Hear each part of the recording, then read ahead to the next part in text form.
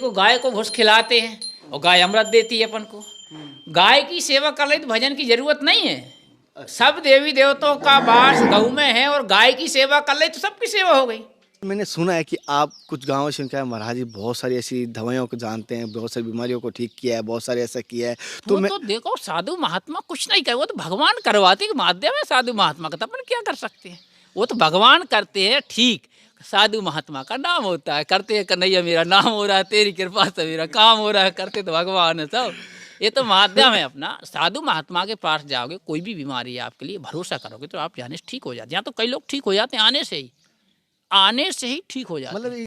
और उत्तर तट होना चाहिए। तो विचार हुआ कि उत्तर तट है तो यहाँ आए, तो लोगों ने कहा कि महाराज जी यहाँ तो कोई रोक नहीं पाता है। मैंने क्यों? अरे यहाँ तो मर गए, कहीं भग गए, पागल हो जाते हैं, यहाँ तो कोई आज तक नहीं रुक पाया, आप कैसे रुकोगे? नमस्कार दोस्तों, आपका दोस्त, आपका भाई, आपका साथी, संतों के चरणों का दास, मैं कन्हैया शर्मा। जैसे ही लगातार धर्म की यात्रा में आपको दिव्य त्यागी तपस्वी संतों के दर्शन करा रहा हूँ, मां नर्मदा के तट पर जिन संतों के दर्शन करा रहा हूँ, ये कह सकता हूँ मेरे गुरु, मेरे हरि की कृपा से होते हैं। अन्यथा संतों के दर्शन संभव ही नहीं है। चाकर भी कितना भी धनवान हो, कितना भी मेहनत वाला हो, अगर उसके ऊपर कृपा नहीं होगी, अन्य संतों के दर्शन होना संभव नहीं है। और अभी मैं आपको जिन संतों के दर्शन करा रहा हूँ वो त्यागी जी भी है, फरारी बापू भी है, और मैं उनका पूरा नाम भी बताने की कोशिश करूंगा, उनके यहाँ के विशेषता भी बताऊंगा। क्योंकि जब महाराज जी आए थे, मैंने बहुत सारा सुना था कि यहाँ पर इसी वृक्ष जो ये वृक्ष है, अभी तो आपको हरा भरा दिखाई दे रहा है, उस समय एकदम सूखी टहनी थी, यहाँ पर भजन करने के आके बैठे थे। और जैसे कि आप देख पा रहे हो, अभी ये कदम का पेड़ हरा भरा है, और इसके बारे में आपको बात जानकारी करूंगा। और उन महाराज जी का नाम है महंत श्री मनोहर दास जी फरारी महाराज। जी हाँ, जैसे आप देख पा रहे हो, और ये त्यागी महात्मा है। जी हाँ, ये त्यागी महात्मा है। जैसे कि साथियों, मैं एक चीज़ और दिखा देता हूँ, यहाँ पर पास में ही ये माँ नर्मदा के तट पे ही है। अभी तो पानी थोड़ा सा हो सकता दूर गया, पहले माँ नर्मदा नज़दीक यहाँ तक आती थी। खड्डा था, कहा जाता है ये खड्डा था, लेकिन पानी यहाँ पर ये महाराज जी अपने हाथों से यहाँ मिट्टी डाल डाल के इतना ऊपर लेके आए। जैसे आप देख पा रहे हो माँ नर्मदा के, और मेरे सूर्य नारायण के आप दर्शन कर पा रहे हो। ये हम सभी के सूर्य नारायण हैं। आप ये कोई कमेंट करेगा कन्हैया अकेले तेरे नहीं है हम सभी के। लेकिन मैं भगवान का भगवान, मेरी तो ये आदत है, बुरा मत माना। मैं भगवान का भगवान है मेरे, यही मेरे भाव रखता हूँ। तो सभी से यही भाव रखा करो, मैं भगवान का हूँ तो भगवान भी मेरे हैं, कोई ऐसा मत संकोच किया करो। तुम्हारी फोटो खिंचेगी, देखो क्या बात। जैसे कि साथियों, महाराज जी यहाँ पर गायों की भी सेवा करते हैं, और ये मैं आपको सबसे कहूँगा, जितनी आप गायों की सेवा करेंगे, कहा जाता है 33 कोटि देवी देवता के पास रहता है महाराज जी। जैसे कि आपके ये सेवा के भाव कैसे प्रकट हुए महाराज जी? हाँ, भगवान की बड़ी कृपा रही। पहले कोई गाय नहीं थी, एक गाय आई। हमने कहा गाय की सेवा सब कोई नहीं करता है, गाय की सेवा करा जाए। देखो गाय को भूस खिलाते हैं और गाय अमृत देती है अपन को। गाय की सेवा कर ले तो भजन की जरूरत नहीं है। सब देवी देवताओं का वास गऊ में है और गाय की सेवा कर ले तो सबकी सेवा हो गई। लेकिन जब महाराज जी, मैं बहुत सारे देखता हूँ गायों के एक साथ भर तो लेते हैं, लेकिन फिर वो सेवा नहीं कर पाते हैं। हाँ, फिर वो गायें भूखी रहती है। लेकिन आपकी मैं गायें देख रहा हूँ एकदम हस्त पुष्ट, भले सूखे हैं, और महाराज जी गायें आपके नहीं है। हम नहीं पाते, गाय की चिंता रहती है हमको, गाय का दूध मिल गया सब कुछ हो गया। हम काजू किशमिश नहीं पाते खरीद के कभी। इस संसार का पैसा है डाला, भजन नहीं होगा तो भोगना पड़ेगा इसका। अच्छा। काजू किशमिश हमारे जीवन में कभी खरीद के नहीं पाए हम। अच्छा। कोई दे गया तो पालिए, नहीं काजू किशमिश आज तक काजू किशमिश खरीद के नहीं पाए। अच्छा। कोई ने दे दिया तो पा लिया, कोई ले आया तो नहीं। गाय का दूध और मूंगफली गलाई और आमरस मिलाया, पा लिया। अच्छा। और फल है ही अपने पास। वो तो मैंने महाराज जी सुना। लेकिन एक चीज जानना चाहता हूँ, जैसे ये आपने सभी कहते हैं आप जैसे बहुत ही फलार हैं और बहुत लंबे समय से। हाँ। और लेकिन फलार भी आपने पक्का हुआ नहीं त्यागा है। हाँ। तो ये बहुत सारे फलारी देखा है, लेकिन पक्का हुआ खिचड़ी पाते हैं, लेकिन आप वो भी पाते नहीं। जी जी जी। क्या भाव है ऐसा? ये तो भगवान की कृपा है। देखो आत्मा है, तो संतुष्टि इसमें ही है, हमको उसकी जरूरत ही नहीं है। अच्छा। उसकी इच्छा ही नहीं है ना। फल मिल गया, गाय का दूध मिल गया, मूंगफली मिल गई, कौन झंझट करे बनाने का, जे पा वो पा। संसार में जाओ महाराज जी थोड़ा हमारे यहाँ पाने पड़ेगा, बना लीजिए, तो झंझट खत्म, सीधा गाय का दूध पी लो, फल पा लो। अच्छा अच्छा। कौन झंझट करेगा। अच्छा, जो घी भी आजकल केमिकल का आ रहा है, अपने पास तो है, कोई दिक्कत नहीं, भगवान की कृपा, हर जगह कहाँ उपलब्ध हो रहा है। दूध भी शुद्ध नहीं मिल रहा है, सत्य है। तो बाहर का दूध भी नहीं पीते हम, कहीं जाते हैं ना, बाहर का दूध कभी नहीं लेते, बाहर का दूध नहीं कभी नहीं। जर्सी गाय का दूध नहीं, भैंस का दूध नहीं, अपनी देसी गाय का दूध लेते हैं, देसी गाय का ही दूध लेते गिर साहिवाल देसी गाय का दूध लेते हैं। हैं। तो जैसे कि आप बच्चापन से ब्रह्मचारी संत हैं, तो आपके जीवन का अनुभव कैसा रहा? अनुभव तो ऐसा रहा, भगवान की कृपा, कुछ बता नहीं सकते उसको।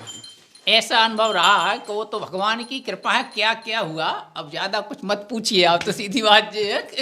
नहीं तो भी थोड़ा सा क्या होता है, जिससे क्या होता है, जो इस मार्ग पे आ रहे हैं, हाँ। जो साधक है, देखो, हाँ। संसार के लोग तो अपने परिवार के लिए करते हैं ना, हाँ। परिवार का पालन पोषण करते हैं ना, परिवार को दुखी नहीं रहे तो अपन ये कहते हैं परमार्थ करो, कोई दुखी ना रहे। यहाँ अपने पास आए कोई, खिलाओ पिलाओ, कैसा कोई आदमी आ रहा है, अपने पास नहीं है तो अपन मांग के लाते हैं, लोग देते हैं अपन को, अपन नहीं पाते लेकिन दूसरों को रोटी बना के खिलाते हैं अपन। अच्छा। अपने परिवार के लिए तो हर आदमी, किसी गृहस्थ के कोई 2-4 आदमी है यहाँ रात को, तो कष्ट होता है उनको।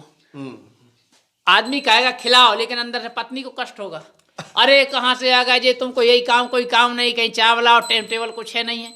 लेकिन साधु महात्मा का ये होता है कि अतिथि भगवान होता है, अतिथि भगवान होता है, अतिथि भगवान के रूप में आ जाते हैं, भगवान अतिथि के रूप में आ जाते हैं। किस समय कौन भेष में भगवान आ जाए, जी जी, तो कोई व्यक्ति अपने यहाँ से विमुख नहीं जाना चाहिए। एक व्यक्ति आया, चल रहा था, 1-2 बज रहे, पंगत सबकी हो चुकी, मैंने क्यों भाई धीरे क्यों चल रहे हो? अरे कि भूखों के मारे चल नहीं पा रहे हो। अरे भूखों के मारे इतने आश्रम बने, आप कह रहे भूखों के मारे, कि किसी ने रोटी नहीं दी? अरे मैंने चलो चलो चलो, रोटी बनाई मैंने, 4-6 रोटी गैस पे फटाफट बनाई, उसको खिलाई। तो कई प्रकार के लोग आते, लेकिन कोई भूखा ना जाए, सीधी कहने का मतलब ये है, सब में भगवान के ईश्वर का अंश देखो आप।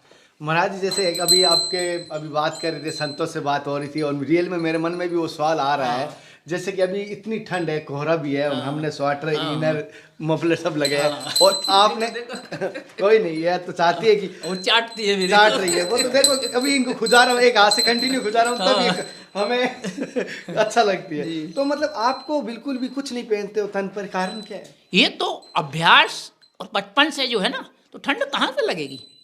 अच्छा, गृहस्थ लोग हैं, संसारी भोग भोगते हैं ना, तो उनको ठंड लगेगी। हम लोग साधु महात्मा त्यागी है, हमको कहाँ ठंड लगेगी, बचपन से त्याग किया है, कोई कपड़े की यूज ही नहीं किया हम लोगों ने, सूटर कभी पहनी नहीं, बनियान कभी पहनी नहीं, अच्छा, ये रुमाल लगाया ये घूम रहा है, कोई ठंड नहीं। तो मतलब तो भी ये सहन शक्ति इतनी, शरीर तो कहते हैं वो भी मिट्टी का ही बना हुआ है। वो तो इस शरीर को जैसा ढाल दो वैसा ढल जाता है ना। अच्छा, और फिर दूसरी बात, ढाल नहीं पाओगे, गृहस्थ लोग तो ढाल ही नहीं पाएंगे इसको, कहाँ ढाल पाएंगे बेचारे वो तो गृहस्थी है ना, तो उनको तो ठंड लगेगी, साधु महात्मा को ठंड कहाँ से लगेगी है? जैसे कि महाराज जी कह रहे हैं, और मैं कोशिश कर रहा हूँ, महाराज जी एक छोटा सा एक सवाल मन में आ रहा है, कभी क्या आपको इतनी बच्चापन से सन्यासी है, इतनी सेवा करते हैं, गायों की सेवा करते हैं, मैं देख रहा हूँ परिक्रमा वासियों से मैं बात की तो बहुत संतुष्ट रूप जवाब दिया, मतलब परिक्रमा वासियों या भक्तों के संतों की आप सेवा करें, तो कभी क्या आपको स्वयं ठाकुर जी कभी ऐसा कोई दर्शन दिए कभी? देखो ये ठाकुर जी सेम है ना, एक ठाकुर जी तो मौन बैठे, एक ठाकुर जी सेम है, देखो बताइए है ना, एक तो ठाकुर जी मौन है, भगवान बैठे अपन सेवा कर रहे हैं, ठीक है। और एक जो बोलता हुआ ठाकुर जी मनुष्य है, ये बोलता हुआ भगवान है, भगवान तो बोल नहीं रहे। हम सुबह पूजा आरती बाद में करते हैं, देखो पूजा आरती अब हो रही है, पहले इनको बाल भोग हो जाएगा, चाय हो जाएगी, भगवान कहाँ जाएंगे, भगवान तो यही है ना, परिक्रमवासी चले जाएंगे, तो पहले परिक्रमवासी की सेवा करना चाहिए। ये दर्शन तो हुआ एक बार हमको, यहाँ जब रहने आए हम, तो ऐसा अनुभव हुआ रात में कि यहाँ रह नहीं सकते हो आप।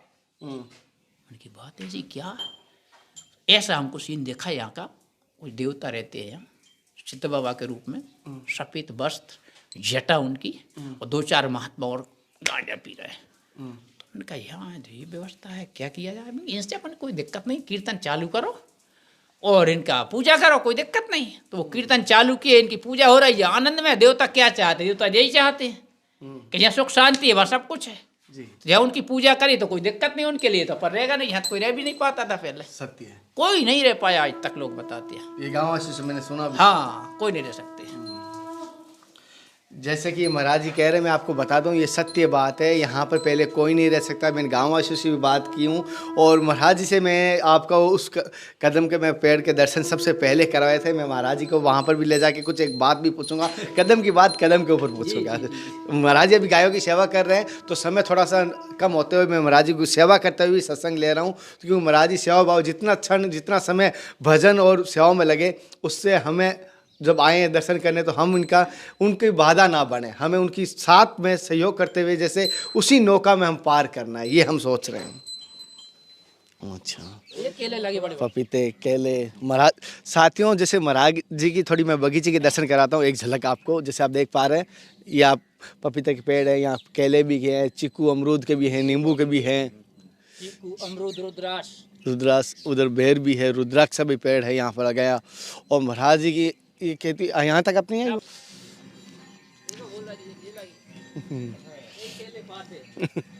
साथियों, जैसे कि महाराज जी फलारी है और यहाँ पर मैं देख रहा हूँ बगीचे में अधिकतर फलों के पेड़ महाराज जी यही पाते हैं। जैसे आप देख रहे हो केलों के पेड़ और एकदम, और यहाँ पर पपीता हो गया, केला हो गया, अमरूद हो गया, जो भी है फल, अधिकतर फल महाराज जी को यहीं मिल जाते हैं। जैसे आप देख पा रहे हो, महाराज जी अधिकतर खरीद के कोई चीज़ ड्राई फ्रूट नहीं लेते हैं।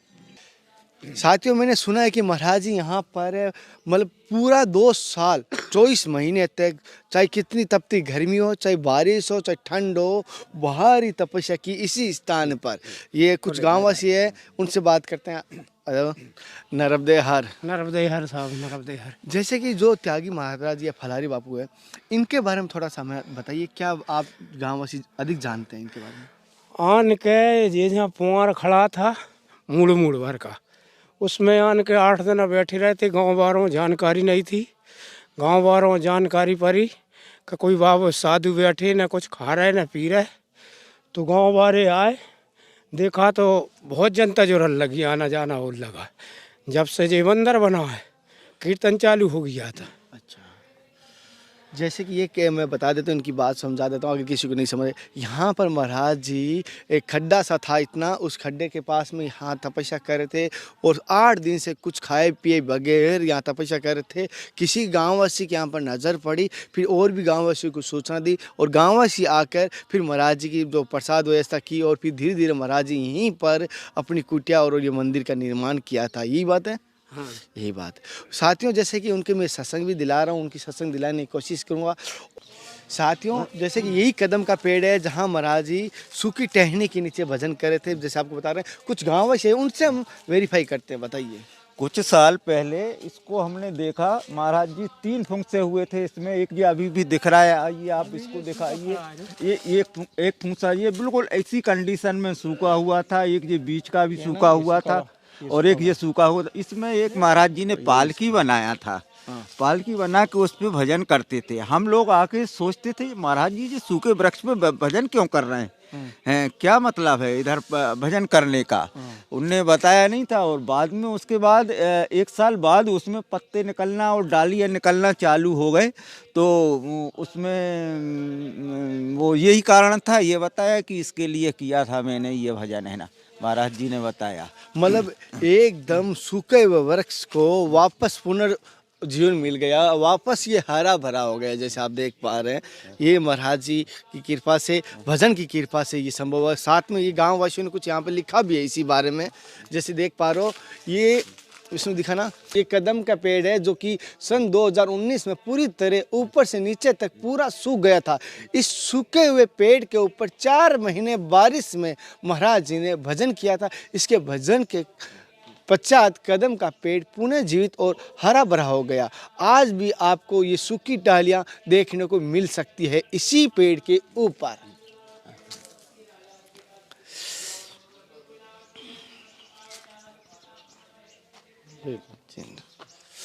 हाँ, और जैसे कि महाराज जी से हम सत्संग लेंगे, लेकिन एक चीज़ और बताता हूँ आपको। महाराज जी की सत्संग हमारी जारी रहेगी।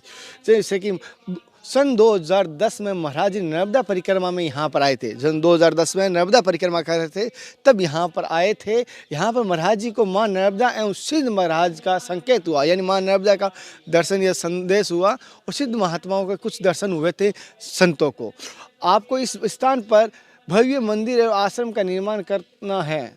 उन्होंने अब आस दिया कि यहाँ पर आपको भव्य निर्माण का निर्माण करना है। यहाँ पर आने वाले मेरे भक्तों की मनोकामना पूर्ण होगी। उन्होंने ये भी कहा था, सिद्ध बाबा ने, महाराज जी ने, यहाँ पर आने वाले भक्तों की मनोकामना पूर्ण होगी। इसके पश्चात 2 वर्ष कठोर तपस्या में महाराज जी ने बाहर रहकर, यानी यहाँ पर खुले आसमान के नीचे, किसी पेड़ के नीचे नहीं, बाहर रहकर ठंड गर्म बारिश में तपस्या एवं भजन किया। यानी कितनी भी ठंड हो, कितनी भी गर्मी हो, कितनी भी बारिश हो, फिर भी इन्होंने भजन किया था। साथ ही साथ सन 2011 में अखंड सीताराम कीर्तन का प्रारंभ कर दिया था और वो अखंड कीर्तन आज भी चल रहा है।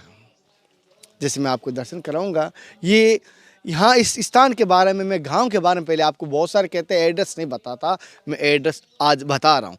इस गांव का एड्रेस क्या है, इस स्थान का? बारहकला, बाराखड़ा, तहसील बरेली, बरेली, जिला रायसेन। जैसे इन्होंने बताया, आपको पूरी जानकारी बताने की कोशिश की है, एड्रेस आपको मिल चुका है। आप उन सभी को भक्ति को लेके, भगवत प्राप्ति को लेके क्या मार्ग, क्या संदेश देंगे? सबको संदेश यही देते हैं, भजन करो, भजन से बढ़कर संसार में कुछ नहीं है। ये देखो, अपने परिवार का पालन पोषण तो हर आदमी कर रहा है, भजन की ओर कोई जा ही नहीं रहा है। भजन की कोई नहीं पूछता, कोई आता है दर्द होता है, कोई आता परिवार में बाधा है, महाराज जी ऐसा करो, भजन की कोई चर्चा ही नहीं करता है। भजन का वजन होता नहीं, नहाने में ठंड लगती है, नींद लगती है, सुबह उठते नहीं है, तो भजन तो बड़ा कठिन है। तो भगवान की कृपा है, जो भजन कर रहा है, संसार में धन तो बहुत कमा लेगा आदमी, लेकिन भजन नहीं कर सकता है, भजन बहुत कठिन है। महाराज जी, जैसे मैंने सुना है कि आप कुछ गाँवों से क्या है, महाराज जी बहुत सारी ऐसी दवाइयों को जानते हैं, बहुत सारी बीमारियों को ठीक किया है, बहुत सारे ऐसा किया है। तो मैं तो देखो, साधु महात्मा कुछ नहीं करे, वो तो भगवान करवाते के माध्यम है साधु महात्मा का, तो अपन क्या कर सकते हैं? वो तो भगवान करते हैं, ठीक। साधु महात्मा का नाम होता है, करते हैं कन्हैया मेरा नाम हो रहा है, तेरी कृपा से मेरा काम हो रहा है, करते तो भगवान है सब। ये तो माध्यम है अपना। साधु महात्मा के पास जाओगे, कोई भी बीमारी है आपके लिए, भरोसा करोगे तो आप जाने से ठीक हो जाते हैं। यहाँ तो कई लोग ठीक हो जाते हैं आने से ही ठीक हो जाता है। इस स्थान पे विशेष कौन कौन सी बीमारियों का यहाँ आने से या आपके एक मार्ग से ठीक हो जाती है? मैं थोड़ा कोई और दुखी हो, हाँ, तो उसके लिए जिनके पास बच्ची होती हैं तो बच्चे की दवा देते हैं, ठीक है। जो गर्भ नहीं रुकता है, उस गर्भ रोकने की दवा भी है। तो महीना बिगड़ जाता है, उसकी दवा भी है। अच्छा, हाँ, बवासीर है। मेन विशेष मैं आपको बड़ी बात बताता हूँ, जिनके संतान नहीं है, लड़का नहीं है, उनके लिए महाराज जी के यहाँ पर कई चमत्कार हुए हैं। मैंने गाँव से सुने भी हैं, कई चमत्कार हुए हैं।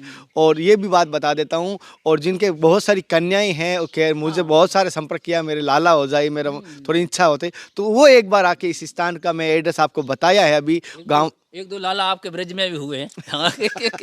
महाराज जी, गुरु जी की कृपा से 1-2 लाला हमारे ब्रज में भी हुए हैं। जी जी, जय सीता। तो जैसे कि महाराज जी यहाँ पर बताए हैं, और महाराज जी को यहाँ पर इस जंगल में कोई जड़ी बूटियाँ भी पाई जाती है, यहाँ पर नदी के तट पर कोई ऐसी है? तो नर्मदा जी का जल है ना, सबसे जड़ी बूटियों का जल है नर्मदा जी का यहाँ का। ये जल से ही सारे रोग नष्ट हो जाते हैं, जल से ही।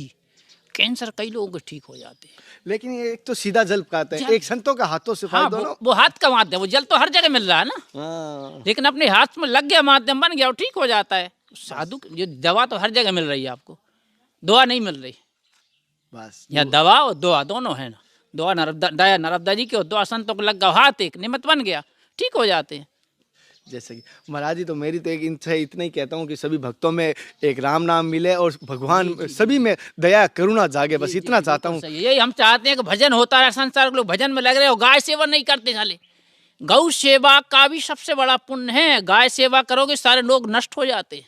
जैसे कि महाराज जी कह रहे, कोई भी भाई अगर गायों की सेवा जरूर करें, हाँ। कहीं पर भी, मैं ये नहीं कहूँगा किसी गौशाला की, अपने गाँव की गौशाला, हाँ। या अपने हमारा गायों की सेवा करके आप फल पा सकते हो। वही आवारा गाय की सेवा करो, जिनको मिल रहा है उनकी नहीं, आवारा है उसकी सेवा होनी चाहिए। देखो, रोटी एक हर आदमी खा रहा है, सब करोड़पति भी रोटी खा रहा है, गरीब भी रोटी खा, जिनको रोटी नहीं मिल रही उनको रोटी मिलना चाहिए।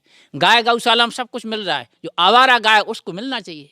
जिसको नहीं मिल रहा है उसको मिले, जिनको तो मिला ही रहा है, वहाँ तो बहुत है सब कुछ उनके पास, जिन गाय को नहीं मिल रहा उसको मिलना चाहिए। तो वो पुण्य आशीर्वाद देगी आपके लिए ना। जैसे महाराज जी के वो पुण्य देगी, महाराज जी ने बात सत्य कहे, महाराज जी के मैं आपको दर्शन भी कराए, सत्संग भी लिए, यहाँ पर पूरा बारीकी से बताया, स्थान के बारे में पूरी जानकारी बता दी। और महाराज जी एक बार ये आपको जानना चाहता हूँ, ये थोड़ा स्थान के बारे में एक बार आप भी बता दीजिए, सबको पता चल जाए। यहाँ मैं तो परिक्रमा में आया था, मेरा विचार हुआ कि चतुर्मासा करना है, ऐसी जगह मिले खंडर जगह हो, कोई रह ना पाया हो, गाँव के पास में हो, गाँव से अलग हो, सरकारी भूमि हो और उत्तर तट होना चाहिए। तो विचार हुआ कि उत्तर तट है, तो यहाँ आए तो लोगों ने कहा कि महाराज जी यहाँ तो कोई रुक नहीं पाता है। मैंने क्यों? अरे यहाँ तो मर गए, कहीं भग गए, पागल हो जाते हैं, यहाँ तो कोई आज तक नहीं रुक पाया, आप कैसे रुकोगे? आपको कोई तकलीफ? बोले हमको कोई तकलीफ नहीं, रहो, बाहर रहेंगे, कैसे रहोगे बाहर? मैं देखना आप लोग कैसे रहेंगे, भगवान रखेंगे तो रह जाएंगे, क्या है, नहीं चले जाएंगे। वो जहाँ तो कोई रह नहीं पाता है, तो बाहर चतुर्मासा 2 वर्ष 24 महीने वो कीर्तन चालू किए, तो 12 वर्ष इस कीर्तन को हो गया और 12 वर्ष यहाँ हमको हो गया। जैसे कि महाराज जी के जीवन के बारे में, महाराज जी के जीवन का अनुभव बताया, और यहाँ के आश्रम के बारे में, कुटिया के बारे में बताया, माँ नर्मदा के मैं दर्शन करवाने की कोशिश की, और कुछ गाँववासी से बात की। आपको किस प्रकार की लगी मुझे ज़रूर बताना। कोई भी भक्त यहाँ पर अपनी श्रद्धा के साथ अपनी आ सकता है, तो आना चाहे तो आ सकता है। एड्रेस में पूरी डिटेल दी है, और अधिकतर बहुत सारे वीडियो में अगर एड्रेस नहीं मिल रहा है, मैं वीडियो में कमेंट को पिन करके आपको डिटेल देता हूँ, और कमेंट को पिन करके ही मैं आपको पिछले वीडियो की जानकारी दी हुई है, एड्रेस दिया हुआ है उनको। लेकिन यहाँ पर भजन और भक्ति और सेवा का प्रभाव है, कहीं कोई तांत्रिक या ऐसी कोई नहीं है। हजारों वर्ष पहले पुराना कोई आश्रम रहा, हजारों वर्ष पहले, वो पत्थर है ना, वो पत्थरों का आप खींचना थोड़ा, हजारों वर्ष पहले कोई मंदिर था, वो पत्थर है ना, तो ये लिप्त हो रहा था, ये फिर जागृत हो गया, वही चेतन हो गए वापस। हाँ, चेतन।